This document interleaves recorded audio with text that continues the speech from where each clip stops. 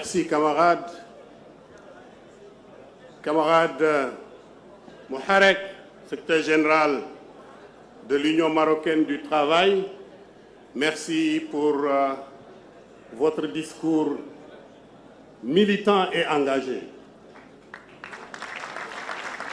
Merci également aux délégués de l'Union marocaine du travail. En voyant cette mobilisation, nous sommes convaincus que dans votre discours, vous avez dit vrai. L'UMT est un vrai mouvement syndical. Et vous nous donnez un espoir. L'espoir qu'on peut croire que notre mouvement peut progresser, peut aller de l'avant. Et je salue au passage la prestation des jeunes qui ont montré qu'ils sont l'avenir du mouvement syndical. Camarades membres du bureau exécutif de l'Union des travailleurs marocains, camarades présidents et secrétaires généraux des syndicats invités,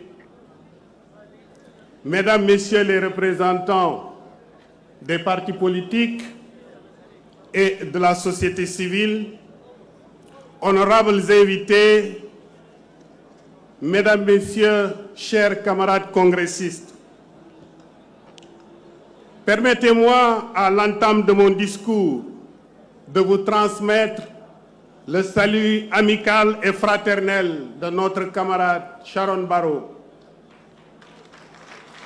secrétaire général de la Confédération syndicale internationale et celui des 200 millions de travailleuses et de travailleurs dans le monde qui composent notre organisation. Camarades congressistes, en m'adressant à vos assises, je ne peux pas ne pas rendre hommage aux pionniers du mouvement syndical marocain qui, il y a 64 ans, ont créé l'Union marocaine du travail, l'UMT. Ces hommes et ces femmes ont balisé les chemins de notre liberté.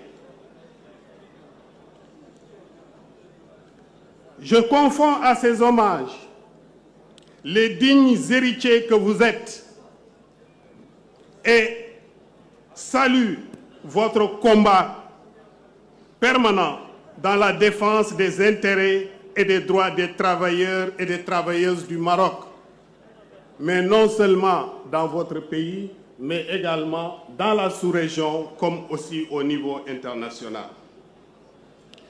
Permettez-moi également de souligner le respect et l'estime que la CSI a pour l'Union des travailleurs du Maroc, l'UMT, l'UTM, l'UMT, il y a plein de noms qui se ressemblent, l'UMT, et son leadership, composé d'hommes et de femmes chevronnés. Nous avons été plusieurs fois ensemble dans les rencontres africaines et internationales. Et vous nous avez toujours montré que nous pouvions compter sur votre expertise syndicale qui, du reste, nous a toujours donné satisfaction. Et je dois dire à cette tribune, tout en vous félicitant, lors du dernier congrès mondial de la CIC à Copenhague, le camarade Moharek a été élu comme membre titulaire et du bureau exécutif et du conseil général de la CIC. Nous saluons également notre camarade Amal, qui siège au nom du groupe travailleur dans le conseil d'administration de l'OIT. Camarades congressistes, le thème de votre congrès porte pour un projet de société qui rompt avec le mal développement et réalise la justice sociale. Ce sujet ne pouvait ne pas être aussi actuel au regard des différents conflits en cours et qui menacent la paix et la stabilité dans plusieurs régions du monde. Si au 4e congrès mondial de la CSI, tenu à Copenhague en décembre dernier, nous avons insisté sur les changements des règles de l'économie, c'est parce que, comme vous, nous sommes témoins de l'augmentation sans cesse des inégalités dans nos sociétés, de la résurgence de nouvelles formes d'esclavage moderne dans le monde du travail et par la précarisation des emplois, sans oublier les orientations économiques et géopolitiques qui menacent aujourd'hui la paix et la démocratie dans le monde.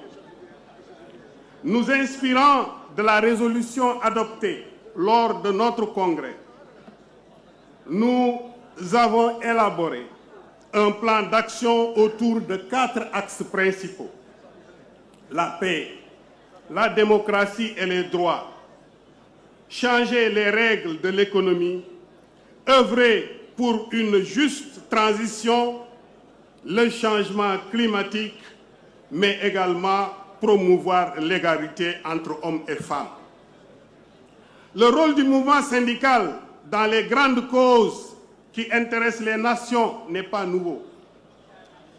Il nous souvient l'engagement de notre mouvement dans les luttes pour l'indépendance, pour l'éradication de l'apartheid et de toutes les formes de domination et d'exploitation de l'homme par l'homme. Nous avons ici aussi besoin de vous pour mettre en œuvre ensemble ce plan d'action et bâtir un nouveau contrat social, fondement d'une société juste et équitable qui ne laisse personne en rade, quelle que soit sa race, sa culture, ses origines ou ses croyances. Mais reconnaissons aussi la nécessité pour nous de nouer des alliances avec d'autres entités qui partagent nos valeurs et nos principes, qu'elles soient des organisations de la société civile, des partis politiques, des associations communautaires, etc. Chers camarades congressistes, nous savons que votre pays a traversé ces derniers temps des luttes sociales causées par le refus de reconnaître la liberté syndicale et la satisfaction des revendications légitimes des travailleuses et des travailleurs marocains. Malgré les menaces et les brimades dont certains de vos leaders ont été l'objet, l'UMT est restée debout et droite dans ses bottes. Je voudrais vous dire ici que la CSI vous réaffirme son soutien et sa solidarité. Et comme vous, nous disons que ceux qui sont menacés, qu'on cesse les menaces, qu'on cesse les emprisonnements et qu'on respecte la liberté syndicale, qu'on respecte le droit de négociation. Et nous appelons le gouvernement à accepter de privilégier le dialogue social. Mais nous ne disons pas n'importe quel dialogue social. Nous disons un dialogue social inclusif, franc et productif, la seule voie d'une paix sociale pouvant assurer un développement durable. Camarades congressistes, si le temps nous l'avait permis, nous aurions pu élaborer davantage sur le thème et montrer comment il nous interpelle sur les sujets aussi brûlants que l'absence d'égalité dans la société, de redistribution des ressources et des biens.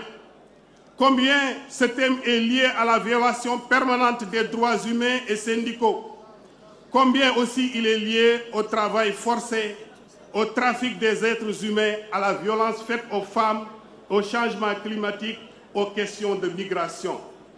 Mais nous pouvons dire avec optimisme que vos débats les approfondiront et que vos résolutions traceront les pistes à suivre pour une mutation positive de notre société qui va profiter à tous et à toutes. Pour cela, outre la mobilisation permanente des travailleurs et des travailleuses dans le monde pour faire bouger les lignes, nous avons plus que besoin de la volonté politique des États pour instaurer ce que nous appelons un État de droit et réécrire les règles de l'économie. Nous sommes dès lors convaincus que si nos pays et leurs dirigeants mettent davantage l'accent sur la bonne gouvernance, la lutte contre les inégalités, la corruption et l'évasion fiscale, il serait possible d'obtenir des ressources pour le financement adéquat des politiques de développement économique, social et culturel qui offriront à des centaines de millions d'hommes et de femmes, ainsi qu'aux membres de leur famille, une vie digne et honorable. Camarades congressistes, nous devons construire le pouvoir des travailleurs. Et pour faire face aux attaques répétées de nos droits, à la précarité de nos emplois et à la remise en question de nos acquis sociaux, mais aussi pour jouer notre partition dans un monde du travail en profonde mutation, due à la digitalisation, la robotisation, l'intelligence artificielle, etc., etc. Nous y parviendrons seulement en restant soudés, comme un bloc, dans un élan de solidarité et d'engagement, que nous soyons dans l'économie formelle ou informelle. Je pense que ce message sera entendu et c'est sur ces mots que je souhaite plein succès à vos travaux. Vive l'UTM, vive la solidarité syndicale internationale, vive la CFI.